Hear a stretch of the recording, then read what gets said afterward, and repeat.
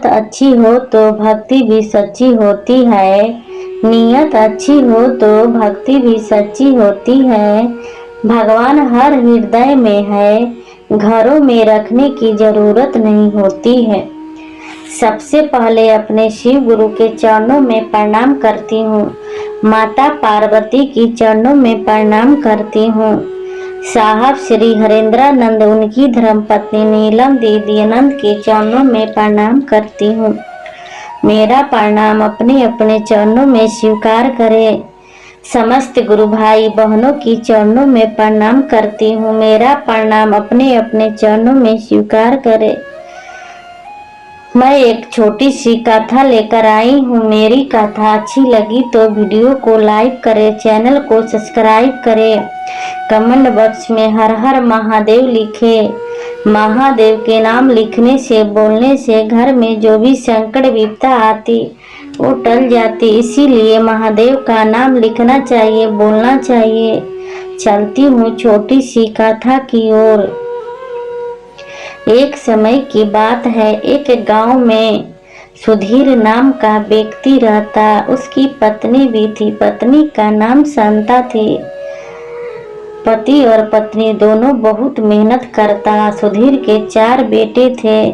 चारों बेटे को पढ़ाने में वो लगा रहता और रात दिन मेहनत करता। दोनों पति और पत्नी बहुत मेहनत करते। मन में सोचते कि मेरे चारों बेटा पढ़ लिख कर बड़ा आदमी बन जाए और मेरे जैसा इतना कष्ट दुख न उठाए, इतना गरीबी न झेले। सुधीर और शांता के मन में यही चलता रहता था। एक दिन चारों बेटा पढ़ लिख कर बड़ा आदमी बन गया और आकर कहने लगा, माँ जी हम चारों भाइयों को नौकरी लग गया, वो भी सरकारी नौकरी। कल सुबह हमें शहर जाना है। इतना बात माँ और पिताजी सुने तो बहुत खुश हो गए और महादेव को धन्यवाद देने लगे कि हे महादेव, मैं जो भी सोचा था आपने पूरा किया। आपके चरणों में कोटि कोटि नमन करता हूँ। पति और पत्नी महादेव को धन्यवाद दे रहे थे। जब सुबह हुआ तो चारों भाइयों शहर चला गया। इधर सुधीर उसकी पत्नी बहुत खुश थे और काम कर रहे थे और भगवान से कह रहे थे, हे भगवान हम जो भी सोचे आपने पूरा किए। मेरा मेहनत व्यर्थ नहीं गया, मेरा मेहनत सफल गया। आपका दया से ही, कृपा से ही मेरे बेटे पढ़ लिख कर बड़ा हो गया, बड़ा आदमी बन गया। महादेव को दोनों पति और पत्नी बहुत धन्यवाद दे रहे थे। एक दिन चारों बेटा शादी करके घर लेकर आया। जब घर आया तो अपने माँ से कहने लगा, माँ हम बहू आपके लिए लेकर आए, अब आपको काम नहीं करना पड़ेगा। तभी माँ देखती है कि मेरे चारों बेटा शादी करके मेरा बहू लेकर आया है। तभी बेटा कहता, माँ आपकी बहू कैसी है? माँ कहती, बेटा बहुत सुंदर बहू लाया है, बहुत अच्छी है। तभी बेटा कहता, माँ आप तो खुश तो हो ना? माँ कहती, हाँ बेटा मैं बहुत खुश हूँ। हर माँ अपने बेटे में खुशी ढूंढती है। मेरा बेटा खुश है तो माँ भी खुश है बेटा। माँ चारों बहू के अंदर ले आई और काम समझाने लगी। बहू तेरा एक काम है, तू सुबह एक काम करना। चारों बहू का काम समझाने लगी और चारों बहू मुंह बिचकाने लगी और इंग्लिश झाड़ने लगी।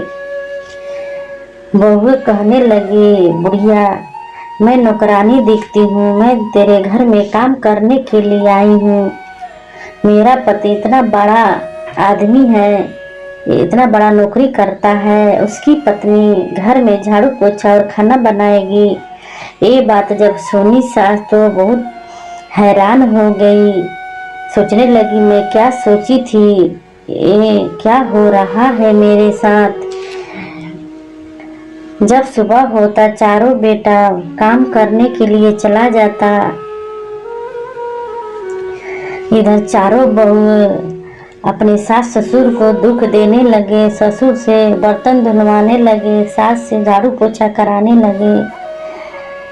ससुर बेचारा बहुत अब बूढ़ा हो गए थे, घुटने में दर्द रहता था, मगर चारों बहुओं को दर्द नहीं दिखाई देता था, दुख नहीं दिखाई देता था। सारा दिन काम करवाते थे, सारा दिन के बीच में आधा पेट सास ससुर को खाना देती थी। जब चारों बेटा आता था तो चारों बेटों के सामने बहू सास ससुर से बहुत अच्छे से बात करती, बहुत प्रेम से बात करती। बेटा भी देखकर बहुत खुश होता कि चलो शहर के बीबी लाया हूँ, बाकी मेरी बीबी बहुत अच्छी है, मेरी माँ बाप को सेवा कर रही है। बाकी बेटा नहीं जानता कि मेरे जाने के बाद पीठ पीछे ये लोग क्या कर रही है। जब सुबह होता फिर बेटा चले जाते, फिर चारों बहू अपने सास ससुर को दुख देने लगे, सारा दिन काम करवाते, भर पेट भोजन भी नहीं देती। कभी कहती कि झाड़ू पोछा करो, कभी कहती बाजार से सब्जी ले आओ, कभी कुछ कहती, कुछ न कुछ करते रहती थी। चारों कपड़े खोलकर रख देती थी और बूढ़ी सास को धोने को दे देती। बूढ़ी सास रो रही थी, कपड़े धो रही थी। जब शाम होता बेटा आते, बेटा कहने लगे माँ पिताजी आजकल आप लोग बहुत कमजोर होते जा रहे हैं, क्या बात है पिताजी बताइए ना। माँ और पिताजी कहते बेटा मैं बहुत अच्छी हूँ, बहुत खुश हूँ, मैं तो खाना खा रही हूँ। बेटा भी कहता मैं भी खाना खाता हूँ बेटा, तुम चिंता मत करो, अब तो बुढ़ापा आ गया, बुढ़ापा में तो शरीर घटता है, बढ़ता थोड़ी है। फिर बेटा अपने माता और पिता को गले से लगाए और जब सुबह हुआ फिर चले गए काम पर। फिर इधर बहू ने ससुर से कहते जाओ बाजार से गेहूं खरीद कर ले आओ, और सास के कहती आप जब ससुर जी गेहूं ला देंगे तो आप बैठकर जाते में सारा गेहूं पीस देना। जब गेहूं घर लेकर सुधीर आता, उसकी पत्नी बैठकर सारा गेहूं चक्की में पीसती। अचानक उसका बेटा आ जाता, बेटा देखने लगा माँ तुम क्या कर रही है। तभी माँ कहती क्या करे, पेट बहुत बड़ा है ना, काम तो करना ही पड़ेगा, रोटी खाने के लिए तो काम तो करना ही पड़ता है बेटा। बेटा कहने लगा माँ तुम पूरा जिंदगी अपना कमाई हम लोग में लगाते रहे, कभी अच्छा ओढ़े पहने नहीं, कभी पाँव में अच्छा चप्पल नहीं देखता था, क्योंकि सारा कमाई सारे पैसे जोड़ जोड़ कर हम लोग का पढ़ाई में लगाते रहे। माँ अब ये समय नहीं है आपका जाता चलाने का और झाड़ू पोछा काम करने का। माँ मैं समझ गया, मेरे सामने ये चारों बहुत हमदर्दी जताती थी और प्यार से बात करती थी। माँ समझ गया मेरा पीठ पीछे क्या होता था। चारों अपने अपने पत्नियों को बुलाया और मारना पीटना शुरू कर दिया कि पूरे दुनिया में मेरी माँ है, माँ से बढ़कर मेरा दुनिया में कुछ नहीं है। मेरी माँ समान है, मेरी माता पार्वती है, जगजननी माँ है, मेरी माँ के चरणों में सारे तीर्थ धाम है। तू लोग मेरी माँ के साथ ऐसा बुरा व्यवहार की, तू लोग का इस घर में जगह नहीं है, निकल जाओ। तभी माँ कहती नहीं बेटा रहने दो, जैसी भी है तुम्हारी पत्नी है, मेरी बहू है, मत निकालो। हम लोग का क्या बुढ़ापा आ गए हैं, आज नहीं तो कल हम लोग मर जाएंगे।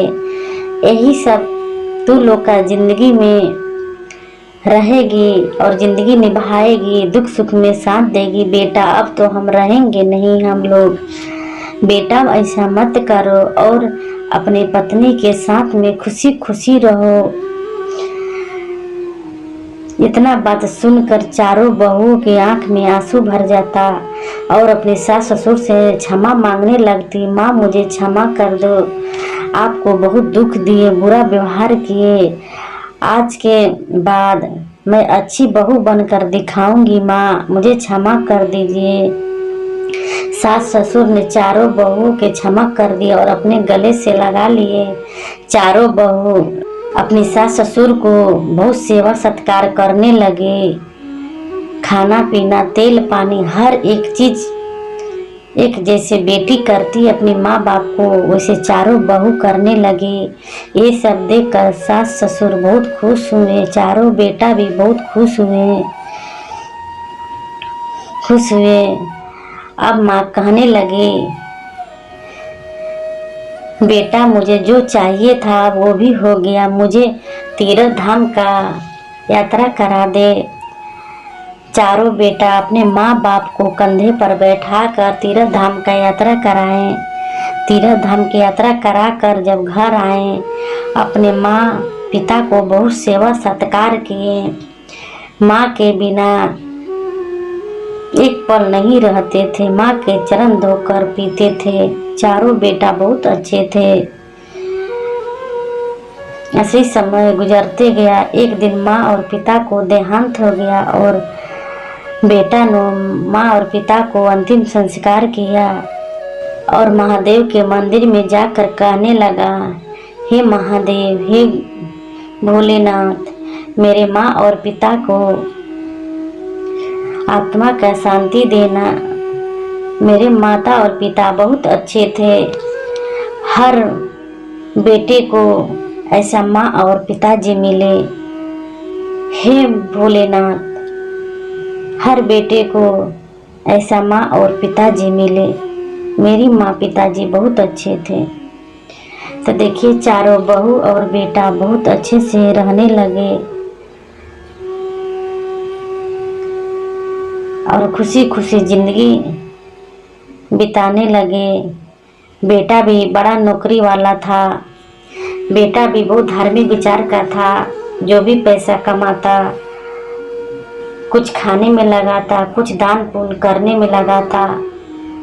एक हिस्सा के कमाई दान पुण्य में लगा देता और मंदिरों में दान करता, गरीब बेटियों को विवाह करता।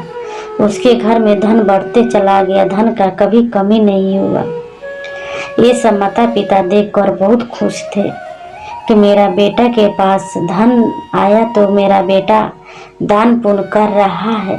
माँ और पिताजी देख रहे थे कि चलो हम दान पुण्य नहीं किए, मेरे पास नहीं था, मेरे बेटे का पास हुआ था, मेरा बेटा दान पुण्य कर रहा है। ये सब देखकर माँ और पिता का बहुत आत्मा का शांति मिला और बहुत खुश थे। ये लोग चारों बहू और चारों बेटा बहुत खुश थे।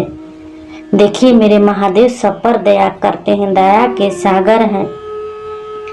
हम थोड़ी देर के लिए भटक जाते हैं, बल्कि मेरे महादेव सही राह दिखाते हैं तो उस राह पर हम चल पड़ते हैं। देखिए जब हम इस धरती पर आए हैं तो जीवन में तो दुख सुख लगी रहेगी, कभी दुख तो कभी सुख, कभी सुख तो कभी दुख। दुख सुख आए कभी घबराए नहीं, जितना भी संकट विपत आए कभी घबराए नहीं। बस हिम्मत रखना और मेहनत करना और कर्म करते रहना।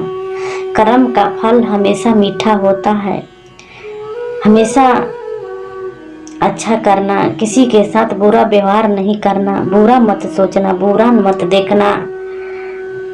जितना बनता है आपसे दूसरे को भलाई करना, दूसरे को सहारा बनना। भगवान आपको दिए हैं तो गरीबों को दान पुण्य करना, गरीबों को दया भाव देना। ये सब देखकर भगवान शिव बहुत खुश होते हैं। तो आइए भगवान शिव को अपना गुरु बनाए, अपना जीवन धन्य बनाए, अपना जीवन सफल बनाए। मेरे महादेव मेरे गुरु भव से पार लगा देते हैं। मेरे महादेव के चरणों में लगे रहे और जगे रहे। मेरे महादेव हाथ पकड़कर भव से पार लगा देते हैं। मेरे महादेव दया के सागर हैं। तो आइए भगवान शिव को अपना गुरु बनाए, अपना जीवन में उतारे, अपना मन में उतारे और मेरे महादेव के चरणों में लगे रहे, जगे रहे। मैं अपनी कथा यही से समाप्त करती हूँ। मेरी कथा अच्छी लगी तो वीडियो को लाइक करें, चैनल को सब्सक्राइब करें, कमेंट बॉक्स में हर हर महादेव लिखें। फिर मिलूंगी अगली वीडियो में। नमः शिवाय, नमः शिवाय, नमः शिवाय।